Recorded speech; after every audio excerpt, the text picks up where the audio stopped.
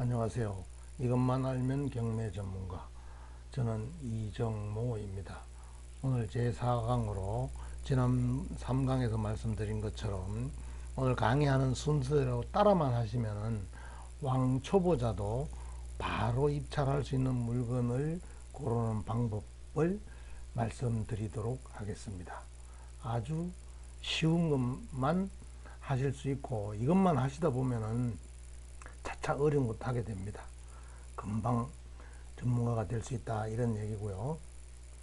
자, 위에도 보면 왕초보가 경매 입찰하는 방법이죠. 맨 처음에는 이제 경매 정보지를 봐야 될 거예요. 아마 대부분 가서 보더라도 물건 쉽게 고르는 게 그렇게 쉽지만 않으니까 경매 정보는 인터넷을 통해서 뭐 보게 되는데 그 사이트마다 유료가 있고 무료가 있잖아요. 유료 해놓고 정보료 그랬어요. 그죠? 무료는 귀찮은 거랬어요. 그리고 가서 검색하시면 돼요. 근데 무료가 귀찮은 이유는 경매 컨설팅 업체에서 간단한 회원가입하라 그러고 연락처 남겨놓고 해놓고 그 다음에 거기 있는 직원들이 컨설팅하는 직원들이죠. 전화를 자꾸 합니다. 그래서 귀찮다는 얘기죠. 자, 여기 글씨가 적어서 보이실는지 모르겠는데 매각 진행 중인 사건 체크했고요. 지역을 체크했고요. 서울특별시 송파구. 그리고 저는 여기 아파트를 체크해 놨습니다. 그리고 검색을 누르면은 송파구에서 진행되는 아파트를 다 볼 수가 있을 거 아니겠어요. 요즘엔 경매 물건이 그렇게 많지 않아서 뭐 송파구를 오늘 제가 클릭을 해봤더니 5개 정도 나왔는데 2개는 변경이면 진행 안 되고 있고 3개밖에 없어요. 근데 맨 위에 게 눈에 띄더라고요. 이유는 감정가는 6억 5천100이고 시세는 7억 5천, 최저가는 7억 5백으로 나와 있으니까 시세 뭐 조사를 해봐야 되겠습니다만은 입찰을 10월 22일 날 해도 될 것 같아요. 시세만 한 번 더 해보고 싸다 그러면 이 물건 바로 입찰하셔도 됩니다. 시세보다 싸다고 감정가 느껴지시면은. 자, 그 다음에 그 사건을 다시 클릭을 했더니 2017-8658 사건이었었죠. 똑같이 주소 나왔잖아요. 입찰일은 10월 22일이고요. 뭐 배당 요구 종기일 3월 5일, 뭐 개시 결정일은 2017년 12월 11일 이런 것들이 나와 있는데 요거는 전부 다 뭐 등기부등본이나 매각 물건 명세서 뭐 그런 것들 법원 서류가 다 보시면 되죠.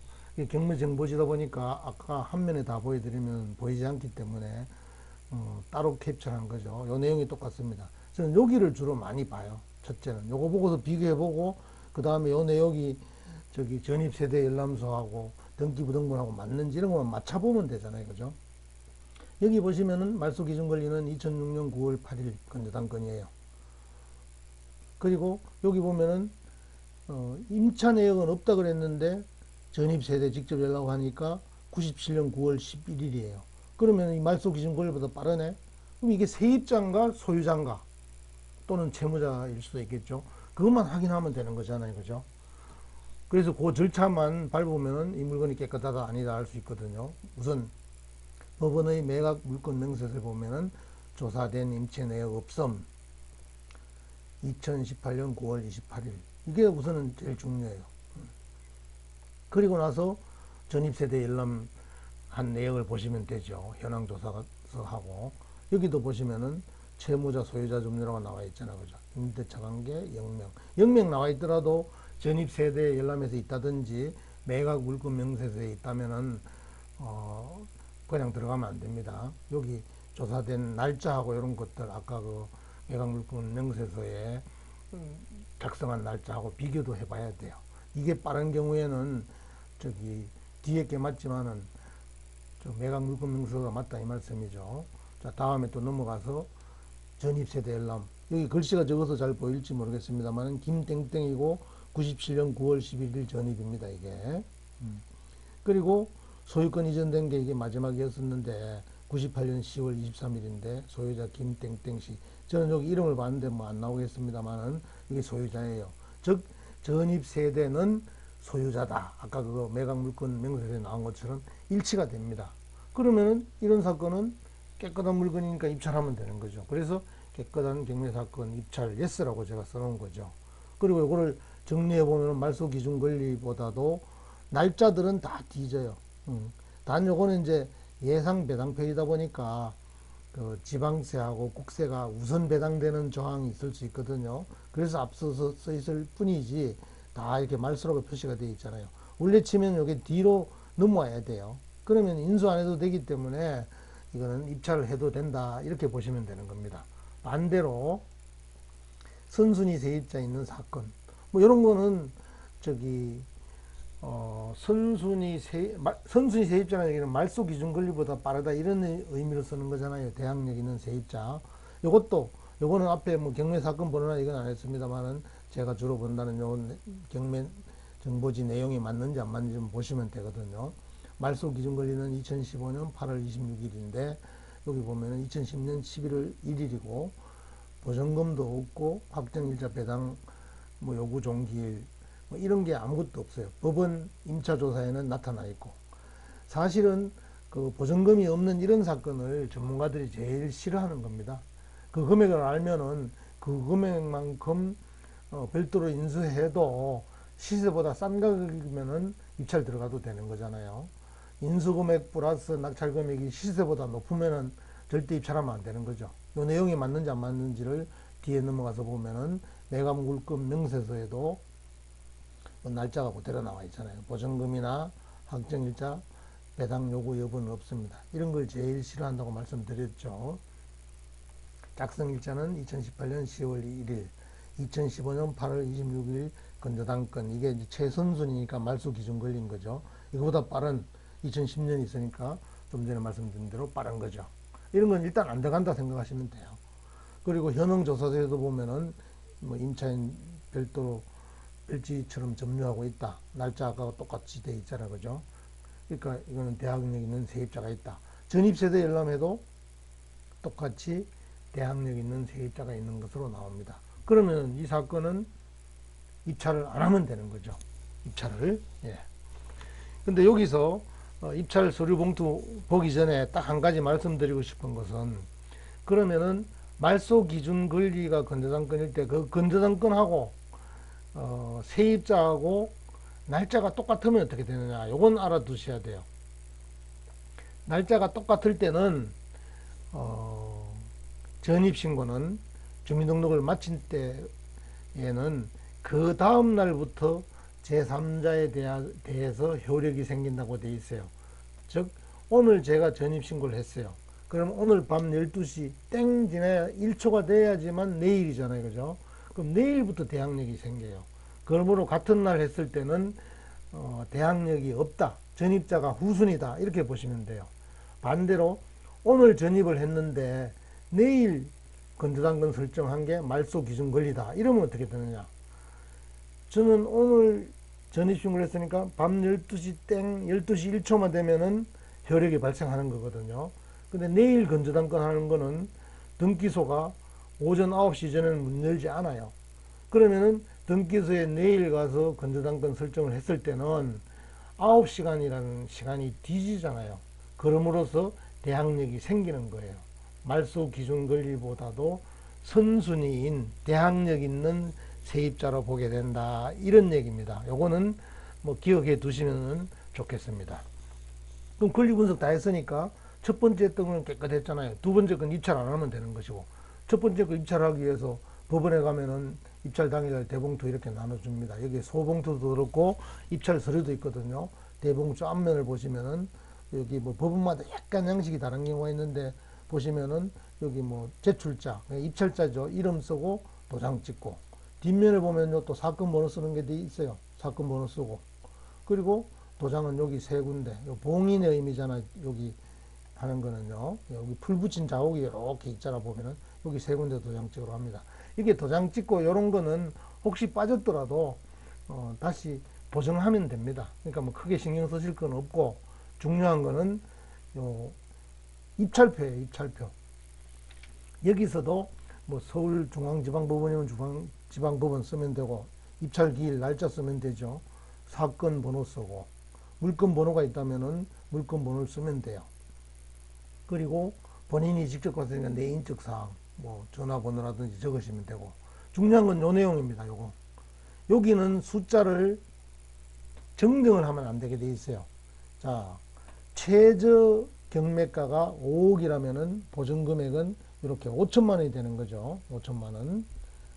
그러면은 뭐 통상 아까 아파트를 봤으니까 5천만 원이 10%니까 그 입찰 서류 쓰는 금액은 억 단위에 써야 될 거 아니에요. 여긴 천만 단위에 썼으니까 그럼 5억 천 얼마 이렇게 조르륵 쓰는 거죠. 요거는 숫자를 정정하면 안 됩니다. 여기는 이름을 잘못 썼어. 지우고 도장 하나 찍으면 되죠. 이건 도장 찍으면 안 돼요. 그래서 요 뒤에 보시면은 요게 D라 그러지만 요 기일 입찰표 밑에 붙은 겁니다. 입찰 가격은 수정할 수 없으므로 수정을 요하는 때에는 새 용지를 사용하십시오. 요거 주의하셔야 되고, 아까 그 5억 얼마 쓰기로 되어 있었는데 그걸 10억 단위로 쓰시면 50억이 되잖아요. 그건 절대 안 됩니다. 그러니까 입찰서를 쓰시고 나서 그 숫자가 5억대에 썼는지 50억대에 썼는지 그걸 꼭 보셔야 돼요. 아까 보증금 5천이니까 당연히 5억대에 쓰셔야 된다는 거 잊지 마셔야 됩니다. 그 잘못하면은 보증금 몰수당합니다. 그 만약에 제가 안 갔으면은 위임장을 써야 되겠죠. 제가 안 갔을 때는 가는 사람은 신분증하고 도장 가져가시면 되고, 제가 본인이니까 본인 거는 인감증명서하고 인감도장하고 뭐 보증금 당연히 가져가셔야 되겠죠. 5가지입니다. 그럼 여기는 대리인이에요. 제 인적사항을 쓰는 거 아니죠. 대리인으로 간 사람 인적사항하고 주소하고 전화번호 주민번호를 쓰시면 되고, 여기에 경매사건 번호를 쓰시면 됩니다. 요 위임장도 크기 때문에 제가 반을 잘랐습니다. 요건 뭐 경매사건 일체 행위를 위임한다 이런 얘기잖아요. 그리고 요 밑에 연결된 데를 보시면은 요거는 이제 본인이니까 저죠. 제 이름을 쓰시고 제 주민등록번호, 전화번호, 주소를 쓰는데 여기에 도장은 인감인이에요. 인감 도장 가져갔으니까 인감 도장 찍으면 되죠. 예, 이렇게 해서 서류 작성을 마치게 되는 거죠. 그리고 나서 이제 입찰 서류를 앞에 법대라 그러죠. 집행관하고 그 직원들이 앉아 있거든. 거기에 접수를 하시면은 접수증 떼주시고, 그 다음에 입찰 마감 끝나면은 사건 번호 순서대로 일단은 개찰을 합니다. 만약에 이제 그 입찰 법정 안에 사람이 너무 많을 때는 많은 사건, 한 건에 수십 명이 들어올 때도 있잖아요. 그걸 먼저 할 수도 있어요. 그러나 그렇지 않으면 사건 번호 순서대로 한다 이렇게 생각하시면 되고, 자, 아까 제가 1번 물건 거여동 쪽 아파트하고 다른 뭐 순순히 세입자 있는 거하고 두 개를 해드렸는데, 두 번째 거는 입찰하시면 안 되고 무작정 첫 번째 걸 하시면 돼요. 그 하자 없는 경매 사건을 입찰을 했는데 제가 1등이 됐어요. 그러면 저는 최고가 매수 신고인이 되는 거죠. 낙찰자. 그러고 나면은 낙찰 기일, 매각 기일에 10% 보증금 낸 거에 대해서 영수증을 해줍니다. 그리고 나서 매각 기일부터 일주일이 지나면은 매각 허가 결정이 나올 거예요. 만약에 법률상 하자가 있다면 불허가 결정이 나겠지만은 그거는 이제 법률상이나 법원 잘못이면은 불허가가 나오고 보증금을 도로 받을 수 있고, 하자가 없었다면 매각 허가 결정이 나고, 그 뒤 일주일 기간이 이의신청 기간이에요. 항고 기간이라고 얘기도 하죠. 근데 이 일주일이 지난 뒤에도 아무 문제가 없었다면은 매각 기일부터 2주일 지난 때죠. 매각은 결정이 되는 거예요.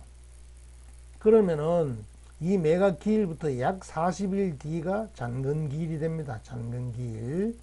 그러면 그때 잔금을 내시고, 잔금 내는 날 무작정 여기 대항력 있는 세입자가 아니고 채무자 겸 소유자가 있으니까 인도명령 신청도 같이 하시면 돼요. 인도명령 신청을 하시면은 뭐 한 일주일 정도 뒤에